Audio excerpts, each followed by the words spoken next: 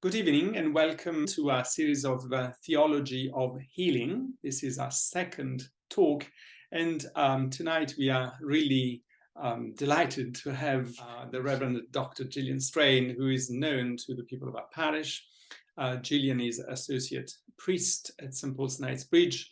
Gillian is the CEO of the Guild of St. Raphael. Your investment in healing and health is absolutely central to your mission. Oh, thank you so much for having me on this series. It's always lovely to talk about my favorite topic, which is health and healing. So I'm CEO of the charity. It's called the Guild of Health and St. Raphael. It's a bit of a mouthful.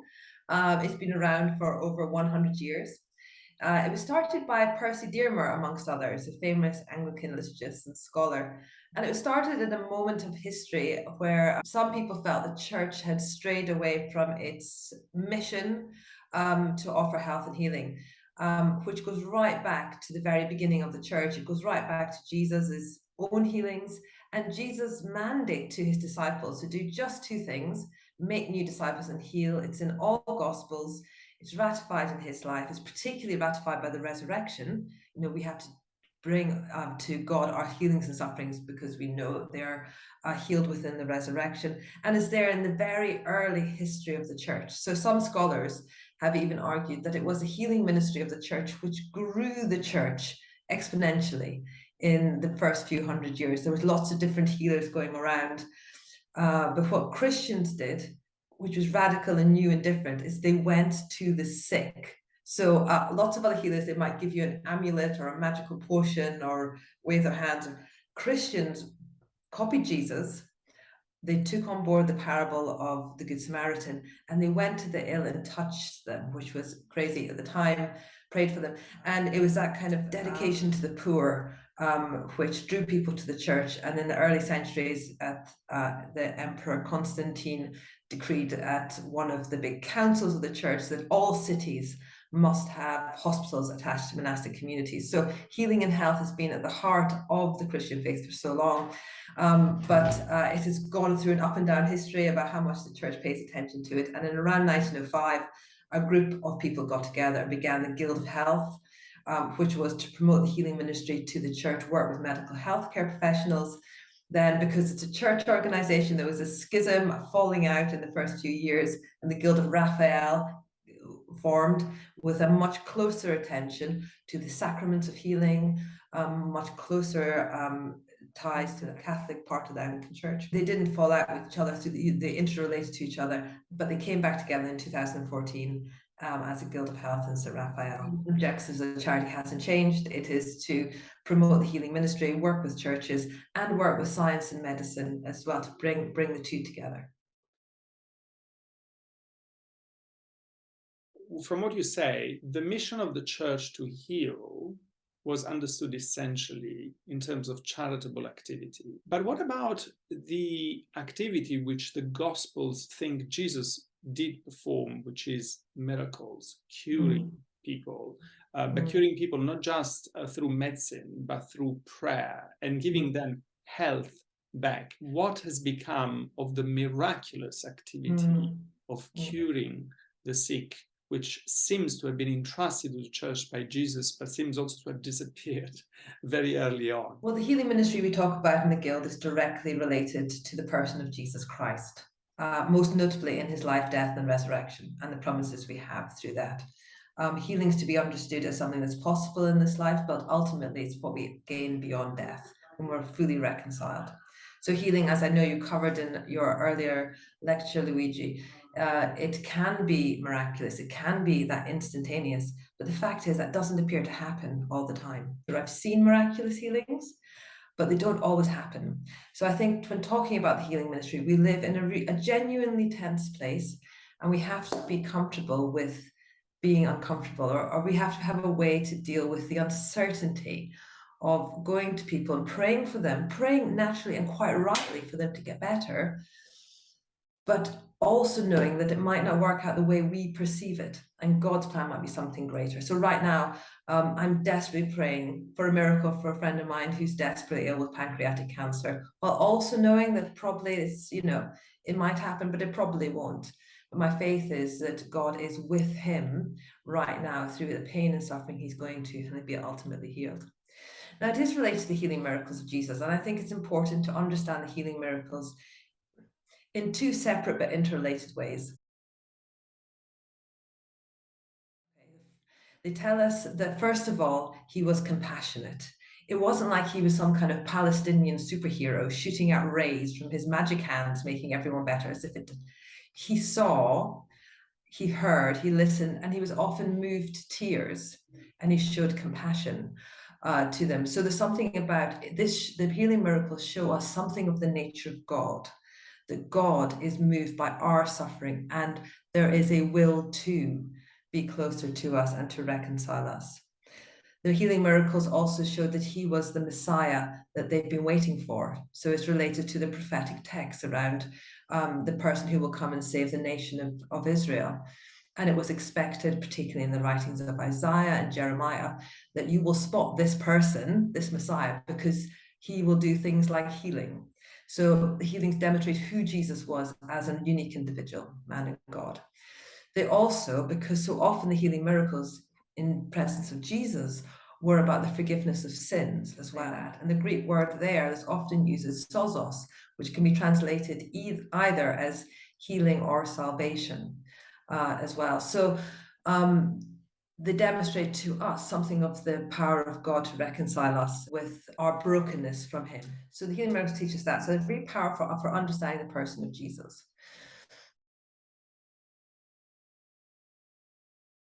The second way that's important to think about the healing miracles today is not just, oh, I'm a Christian, snap, I need a miracle. It's not about that. The healing miracles of Jesus show us what healing truly is. Now, for those individuals that he healed, they got better, but they would have got sick and died again. So they're not some kind of revolutionary event that made the world a perfect place. There are moments that demonstrate something bigger. What they demonstrate is reconnection into community. So whether you think of the woman with the issue of blood who couldn't marry, who was outcast from the temple, or the Gerasene demoniac, or whichever one, there is always the fact that this ill or the person seeking healing was alienated from their own community, from themselves, and from God. The healing is a reconciliation with body, community, God. They're vital for the faith. They're vital for understanding a healing ministry in the complexity of a world with science, religion, and medicine, all that. But they teach us something much deeper about what it is we're offering ourselves and others. We're offering deep reconciliation with God. That might be the miracle. Like, who am I to say? We just don't know. Let God be God. But almost more importantly, we're offering something that you cannot buy at Holland & Barrett, you cannot access through pills. We're offering people deep connection with themselves and with God, which is the ultimate healing we expect through our faith. Yes, I remember a sentence you said in your previous interview, talking about your experience at St. Paul's Knightsbridge after you recovered from cancer. You said, doctors cure you, but only faith heals you. So I was diagnosed with advanced Hodgkin's lymphoma when I was 21. Hodgkin's lymphoma is cancer of the immune system, of the lymphatic system.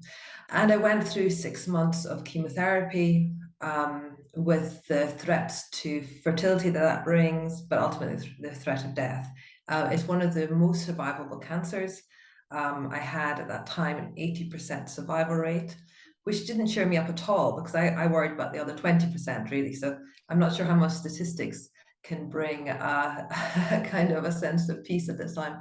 I lost all my hair. It was an experience that was sort of profound in 3 different ways. I mean, it was physically profound, not only the sickness and the impact on my body, but also I experienced a medical healthcare system, which was wonderful, and thank God for the NHS. But all my bodily limits were transgressed. You know, I became a diagnosis, a body to be fixed. I had a chart, a folder of charts in the hospital that was getting thicker and thicker with words I didn't understand, scans that I never saw, and even if I could see them, I wouldn't be able to understand them. And I was frequently transgressed with needles and bone marrow tests, which was just excruciating. So you sort of lose connection with your own body. And almost in a more metaphorical way, cancer is an odd disease because it's just produced by cells multiplying more enthusiastically than the other cells. So it's sort of driven by the same life force that drives normal life as well. So it's a complicated illness, and I lost connection with my body. It also involves social suffering. You know, I was 21. None of my friends had had a similar experience. I found it difficult to connect with people around me.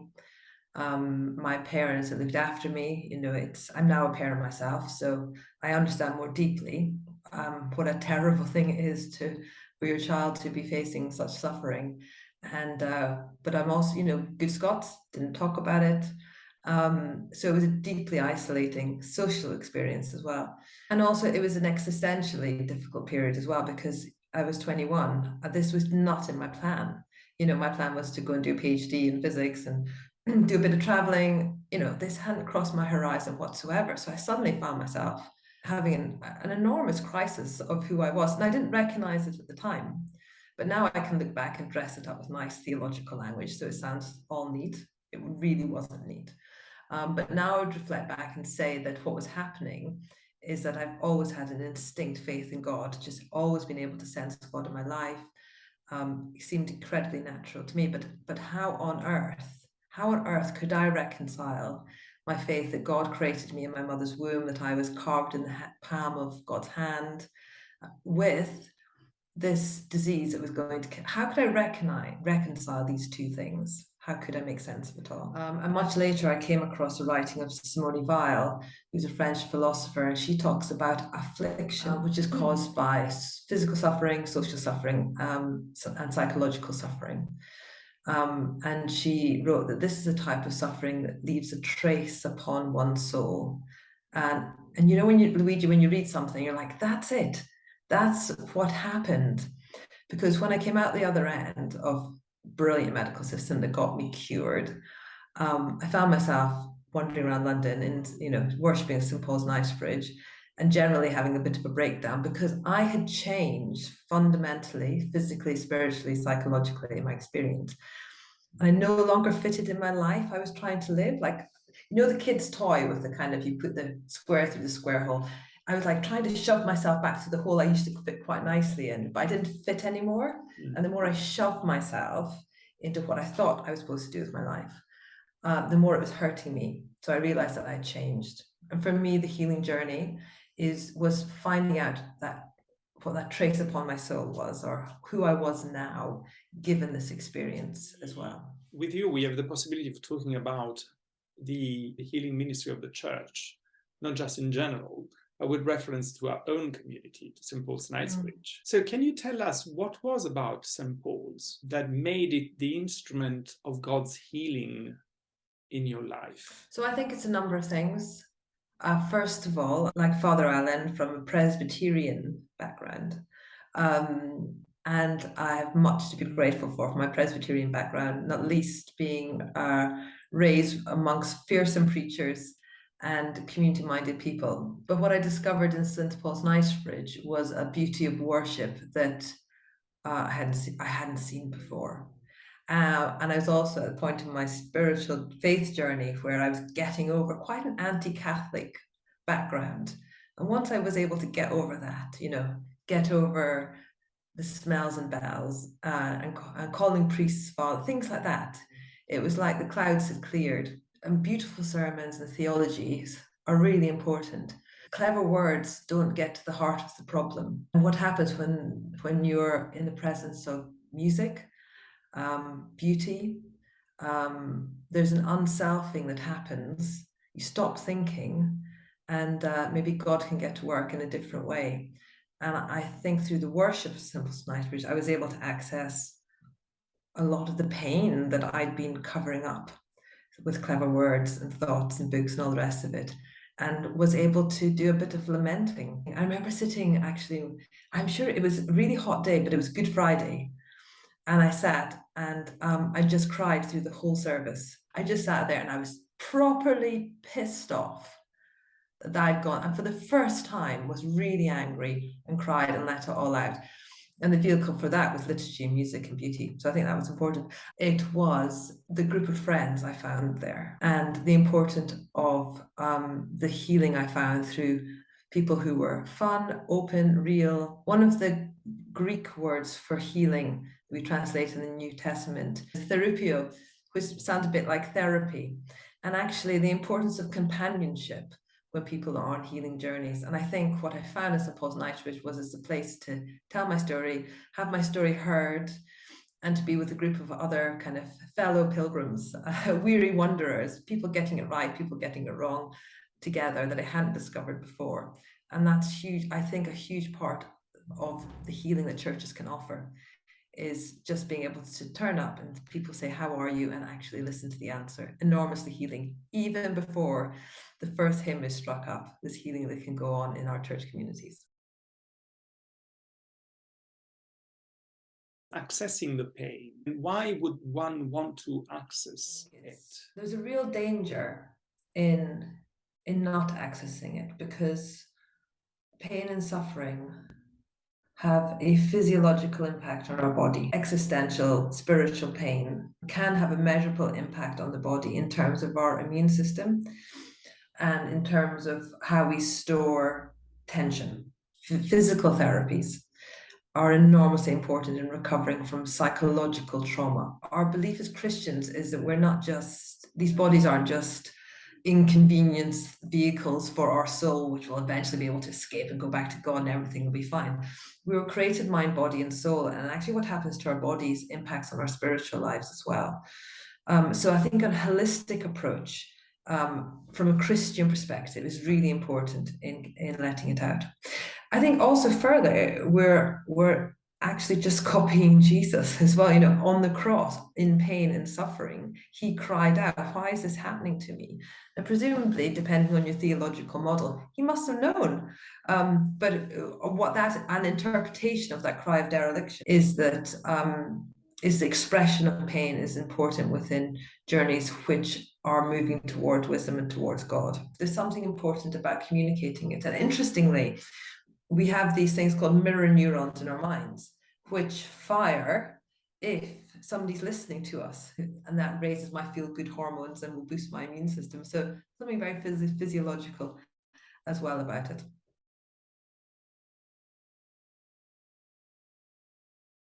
There are studies that prove that meditation, prayer, faith, going to church have a positive and healing impact on us. And can you say something more about this reevaluation from scientific viewpoint of the importance of spirituality? So, there's a fascinating study came out a few years ago about, led by a psychologist who's based at the University of Coventry in Oxford called Miguel Ferreras and his team. And they did a study of pain perception. So how much people perceive pain. And they got two groups together. One of them was a group of very devout Roman Catholics, and the other were a group who were atheist, didn't believe in God at all. They had two different images. They had the image of the Virgin Mary, and they had a neutral image by Leonardo da Vinci. And then they put these groups of people individually into MRI scanners to scan their brain while inflicting pain, so electrical shocks on them. And as they were shocking them, they showed them the different images as well and scanned their brain. So they were testing the difference between atheists and religious people on how they dealt with pain while looking at either a religious image or a non-religious image. And guess what? The Roman Catholic nuns perceived less pain while being shocked and looking at the Virgin Mary compared to when they were looking at the neutral image. Atheists, no difference in pain perception while looking at the two different images while getting the same shocks. Now, this was all, they all consented to this, so there's no ethical issue at all. Now, what that really is about is frames of reference, or how we frame what we're going through. Church communities and our faith, two separate things, but we can combine them nicely in St. Paul's. They give people, they give us, they give me a frame of reference to understand what we're going through in the world. We're not just lonely sojourners by ourselves, subject to uncertainty, pain, and suffering. We are part of the body of Christ. We have an understanding of what happened, the meaning of this life and the next, and we're doing it with others. There is physiological impacts on having a spiritual frame of reference for understanding pain. What I love about all these studies, because we know, don't we? Of course it makes it better. Yes. If you're able to come into a beautiful building like St. Paul's, Knightsbridge, or other churches and see your story in the context of this bigger story. It helps us understand, and it helps us heal, because what it's doing is helping us reconnect with God and with ourselves, which I believe is the definition of healing. I don't think we've got a monopoly on spirituality. Medical scientists are more greatly appreciating the role of the spiritual in health, the biopsychosocial model of health. So you can't just define health as what happens to our bodies, but health is dependent on our psychology, on our spirituality, and it also is nodding there to our health is also dependent in the socioeconomic environments that we live in. We saw that starkly in COVID. If you were Black and poor, you're more likely to die because of the way our bodies were in society. So there's a lovely study that came out. 2 different people both had kidney disease. One recovered in a room where they had a view of a tree. One recovered in a room where there was no windows, and the one that could see a tree recovered better. It's it's things we kind of know in our guts that's important. The science is beginning to show. I was had some contact with the Lifefulness Project. This is a guy called Sanderson Jones, who started a thing called the Sunday Assembly. And what they were trying to do there is to pull out all the great things about faith communities, but just knock out anything to do with the divine or God, and seeking to just get people to have a jolly time on Sunday. And I have to say, I was quite impressed with the guy. He was really interesting. He was full of energy and full of positivity. And I went on his podcast, was a bit nervous. I had all my theological arguments ready for that one. But I ended up really liking the guy. Yet, my takeaway was that yes, we're spiritual beings. Yes, mindfulness, looking after our mental health, exercising our body, it's all really important for overall health. What we have as Christians is an added bonus. And I would argue the most important bonus we could possibly access. So when I'm selling the healing ministry of the church, I'm very provocatively saying, go to the doctors. They can help with broken legs and cancer. Go to the psychologist, because there's methods there for talking therapies and so on. But the truest, highest form of healing that you can access is through faith in Jesus Christ. I've staked my life on that. Because I feel I've experienced it personally, and I've seen it in others. But I believe that what the faith in the church offered surpasses them all, because of what happened on the cross, because of Jesus' cry in pain that we've already talked about. He's been with us in our journey, and now because of the resurrection, there's nothing in our life, no suffering, particularly there's no suffering that medicine can't heal, that we can. It's all taken into the heart of God and known and mourned there, and we've got promises of what comes next. How every Christian is called to perform this healing mission. I think in the Guild, all our training, all our work, all our membership communities, every event we do, every podcast we lead, it comes down to one clear belief, is that we are all healers. And by that I mean, there's in everyday life, we have got, whether we're priests or not, or wandering through life, you've got the potential just to do one simple thing, which is attempt to connect, really connect with those around you, to say, how are you? And actually listen to the answer. And do that with a Christian frame slapped on it. The faith calls us to be the person of Christ with whoever we meet. And that means treating people with compassion. We don't need to come up with all the answers. We don't need to have clever things to say. We almost simply just have to be a listening presence to others. I talked about why that matters scientifically.